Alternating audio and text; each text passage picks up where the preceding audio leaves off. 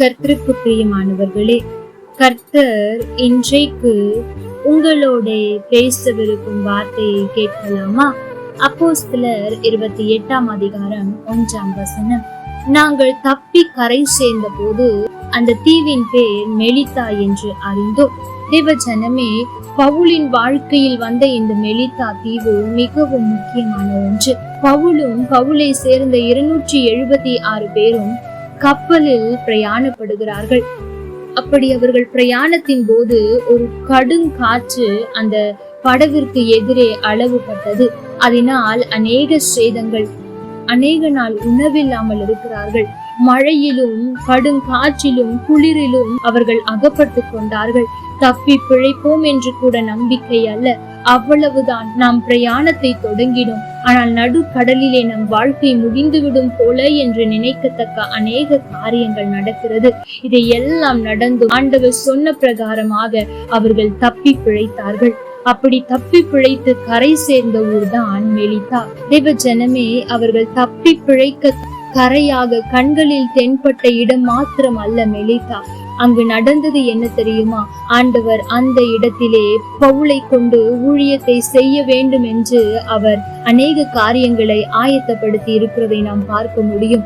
அப்போஸ்தலர் 28 வாசிப்பீர்கள் என்றால், புபிலியுனுடைய தகப்பன் இரத்த பேதியினாலும் அவதிப்பட்டு கொண்டிருக்கிறார்.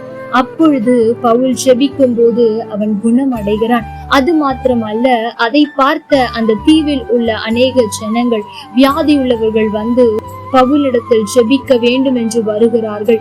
ஜெபித்து அற்புதத்தையும் பெற்றுக் கொள்ளுகிறார்கள். தேவ ஜனமே, இந்த மெலிதா என்பது தற்செயலாய் வந்த இடம் அல்ல.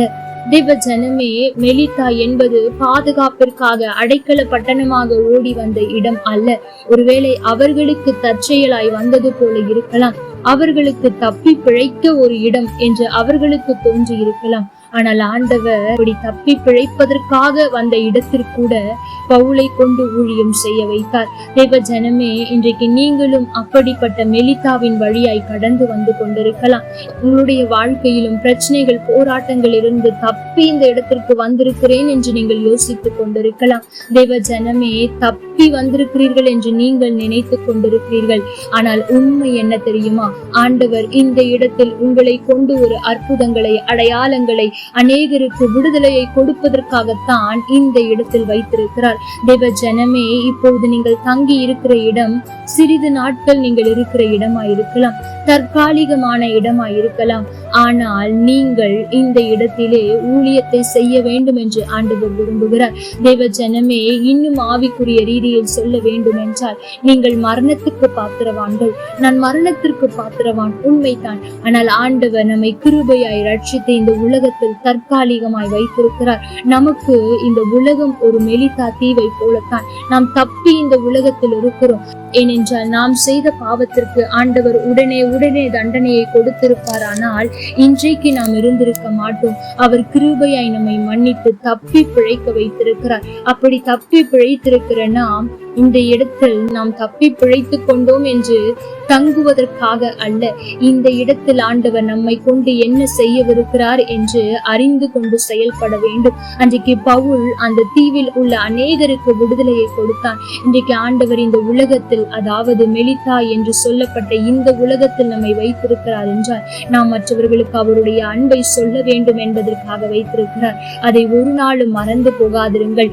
பவுல் அந்த இடத்தில் தங்கின சில நாட்களில் அவரால் அங்கே என்ன செய்ய முடியுமோ, எந்த ஊழியத்தை செய்ய முடியுமோ அதை செய்து முடித்தார். இன்றைக்கும் ஆண்டவர் இந்த உலகத்தில் நம்மை வைத்திருக்கிறார்.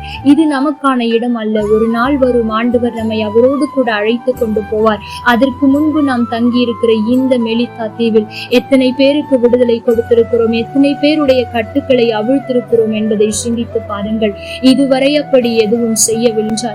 இனி மீதம் இருக்கிற நாட்களிலாவது மற்றவர்களுக்கு விடுதலையை கொடுக்க, மற்றவர்களை குணமாக்க பிரயாசப்படுங்கள். கர்த்தர் தாமே உங்களோடு கூட இருந்து உங்களை ஆசீர்வதிப்பாராக. ஆமென். லைக் பண்ணுங்க, ஷேர் பண்ணுங்க, கமெண்ட் பண்ணுங்க.